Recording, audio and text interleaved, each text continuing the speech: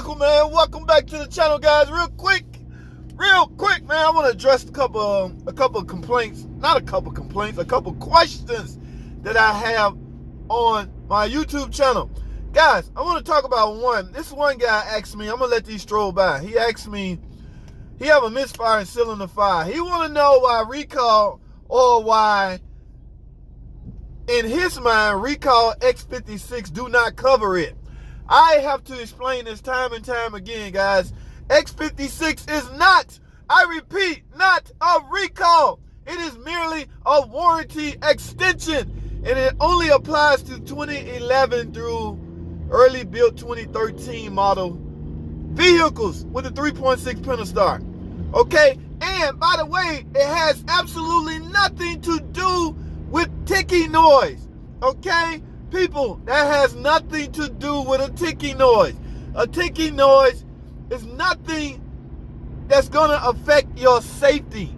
Recalls are put in place because of safety concerns. Okay, all car makers, all car manufacturers issue recalls because it could affect your safety if it's not done. A ticking noise has nothing to do with safety. However, a misfire in FCA mind do have something to do with safety.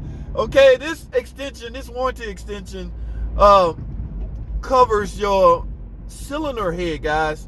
In the event you have a misfire in cylinder 2, 4, and 6, that's considered bank 2 of a Pentastar engine, all right? 2, 4, and 6. They will issue you, now, it has to go through tests, guys. The mechanic has to verify that the problem is internal. So they're required to do a compression test and or a leak down test. All right, and if it's determined that, yes, it's misfire, let's say cylinder 4, you got a P0304. Yes, the misfire is because compression loss in cylinder 4 has nothing to do with your spark plug or ignition core or injector. It has nothing to do with secondary ignition. It has everything to do with internal. All right, so you can't just have a misfire and automatically go there and get a head. It will have to be tested. And guys, please keep in mind, in some cases, you may have to pay a charge, a checkout charge to perform this test. And I don't know how most dealers are handling this. All right, some dealers will handle it in a way you pay the diagnostic time, because you got to also keep in mind there's a slim chance that your problem is not internal. So what happens then? Do the mechanic not get paid? No, the mechanic and the establishment, the shop, has to be assured that they will get compensated for this test. Now, if the test reveal that yes, it's internal, sometimes that will be included in your warranty, the checkout charge. Now, I'm not speaking for all dealers. I said sometimes. It depends on the dealer, guys. Now, the guy that was asking this question, we went on and on. I asked him, are you having a misfire or a ticking? He says a ticking noise. Now, I also, guys, I want y'all to look at this. I'm going to let this stroll by again. I also, you got to understand, guys, I have a gazillion questions I want to get to and answer. Now, also keep in mind, I want to answer or tackle those questions that are from subscribers. Notice how this conversation ended. I asked him specifically, are you having a misfire? I can't remember exactly, but I asked him a couple of questions. At the end of my initial question, I asked him, are you subscribed to the channel? For some reason, Buddy decided to skip that part and go on with his problem. My friend, the conversation we done at this point. I do not have time to go back and forth with fly-by-nights. Some people that just jump in, try to get information and dip. The least you could do is subscribe to the channel. I don't get that. So what the conversation, we was done talking at that point. I have to get on to other questions. I have a ton of questions and concern from subscribers concerning their car, and I want to address those, and as many as possible. I repeat, I will not waste a lot of time conversating with people. Now, back in the day, I used to can afford that because there wasn't a lot of questions. Now that there's a lot of concerns and questions, I want to spend the bulk of that time with subscribers, guys. It's not that I was being rude, but he asked me another question after I asked him was he subscribed I couldn't get a definite answer. And guys, come on. It's just a click of a button. That little orange button at the bottom of the video, just simply hit it and you're done. Okay? I don't understand.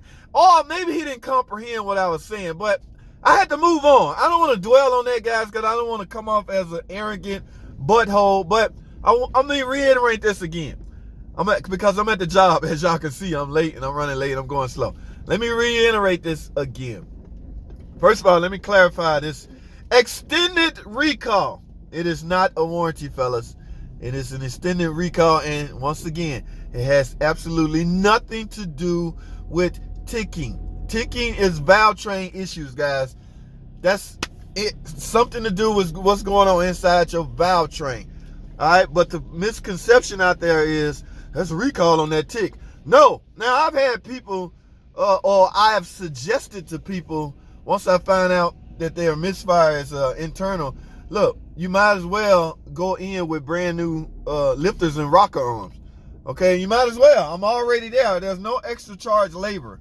All right, no extra charge labor because I got your valve train already apart.